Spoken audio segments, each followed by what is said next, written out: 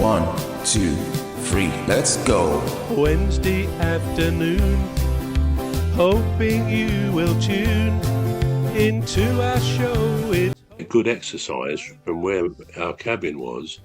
We used to walk up to the restaurant, or one of the restaurants, in the morning, up the various flights of stairs. And when we got to the 15th deck, and we were staying on the 10th, I thought the first few days that seemed quicker, because it's quite a long way to do it. Yeah. I thought that just seemed quick, and it was only a day or two later I realised that cruise ships, or certainly P&O, don't have a deck 13 because it's considered unlucky.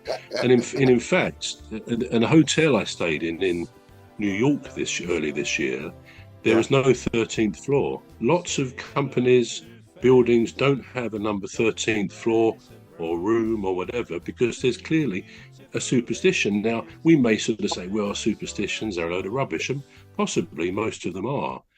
Well, all of them may be, but when you get national institutions and major international companies like P&O Cruises and New York hotels, American hotels, actually not having a number 13, then there's a corporate, idea that something bad could happen. So even companies can become very superstitious, which seems crazy, really, but there's something in it. We all tend to think perhaps 13 is a bit unlucky. I don't know whether you think that. Well, This brings us now to the law of probability. Right, good one. Right? So with this superstition of a thing and stuff, I'm bringing probability into it now. If you look at maybe 10 out of 1 million people, there's a likely possibility that thing happens, right? I'm just saying. Okay. There's a likely possibility that thing happens, that whatever superstition it is happen. So if it happens to that person might believe in it. So I'm looking at the owner of those New York buildings. It's possible it's happened to them once in their lifetime, and it's stuck to them. And when they're building it, they say, look, don't put floor 13. Or whoever owns that ship, or the cruise ship, it's possible it's happened to him, and said, no, I won't let this happen to me again. Because when something bad happens to you, it sticks there. Right. And if it sticks there, if you don't want it to happen, you try everything possible to avoid it. Yeah. That's one possibility. There's another possibility out there. Now, this one's more viable. This possibility is because these customers, these paying customers or patronage, they actually dictate, what these companies can do and cannot do. So, for instance, if no one's booking any floor on any rooms on floor 13, well, they'll have no choice but to either change that floor to a different number. And it goes for construction companies as well. So construction companies, they're doing a new build, and there's a number 13 on it on each street, and people don't want it for some reason. It has to come down to the last block or the last house being sold out of all the others. Then they start, they have to cave into demand. They have to cave into demand. Yeah. I think that's what happens, because they don't care if but if people are not buying it, well, there's no point stocking something that people ain't gonna buy that easily, But having said that, I have seen 1 or 2 new builds that have number 13, and and every time I look at them, I think you're taking a really big risk. No, I don't. But people vote with their feet, don't they? Which is what you're saying. And lots of airlines don't have a row 13 in their planes. I think there are some British Airways planes which don't have a row 13 because, as you say, people might refuse to take that seat. Yeah. So it's easier just to not have that row in there. Absolutely, yeah. So they might just change it to 15 or something. And another one is Friday the 13th. Yeah. The leader of our gang will make the show go with a bang and fund the aim of everything customers. And fund the aim of everything customers. But having said that, I have seen one or two new builds that have 13, number 13, and and every time I look at them, I think you're taking a really big risk. Yeah. No, I don't. But people vote with their feet, don't they? Which is what you're saying. And lots of airlines don't have a row 13 in their planes. I think there are some British Airways planes which don't have a row 13 because, as you say, people might refuse to take that seat. Yeah.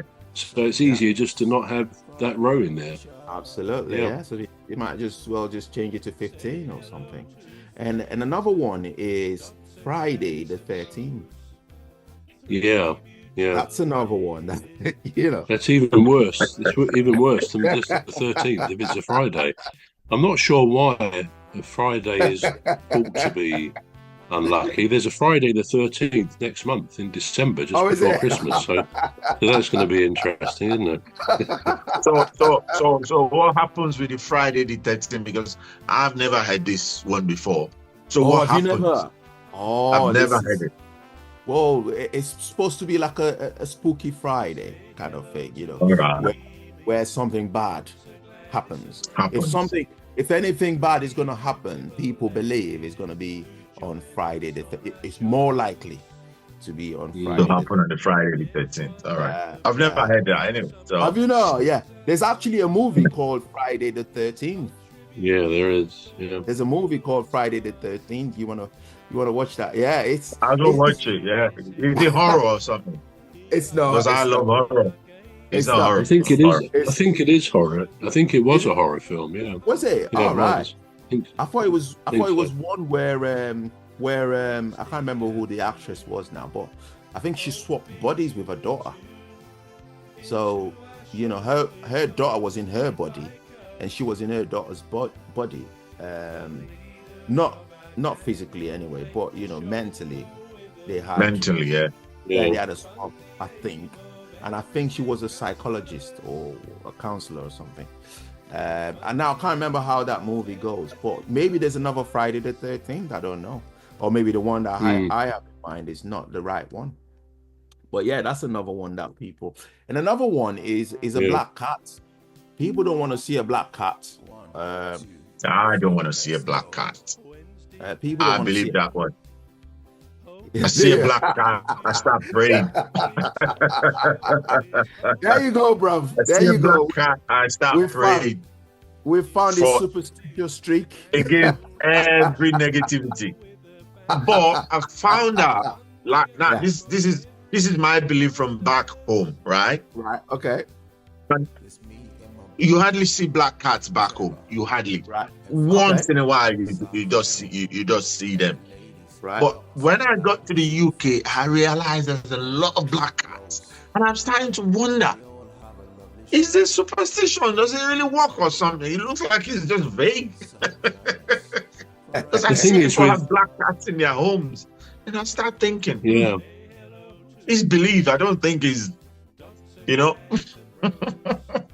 it's one of those superstitions that black cats. Some countries believe it's supposed to be lucky if a black cat crosses your path, and Britain is amongst those, and Ireland, and a few other European countries. But some countries consider it is a real piece of bad luck if a black cat. There's someone that's joining us. So depends where you live, really.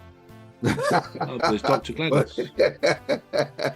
Well, there you go, Sir Femi. But I don't believe in it anymore now. No. Oh, that's good. Oh, that is good. It's like a phobia being cured, isn't it?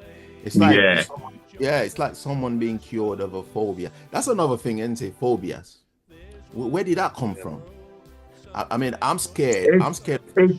It's from. I think phobia is from experience and from a lot of things you've heard from people that if you see this is what happens.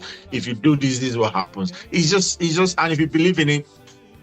Of our gang will make the show go with a bang and fund the aim of everything Custis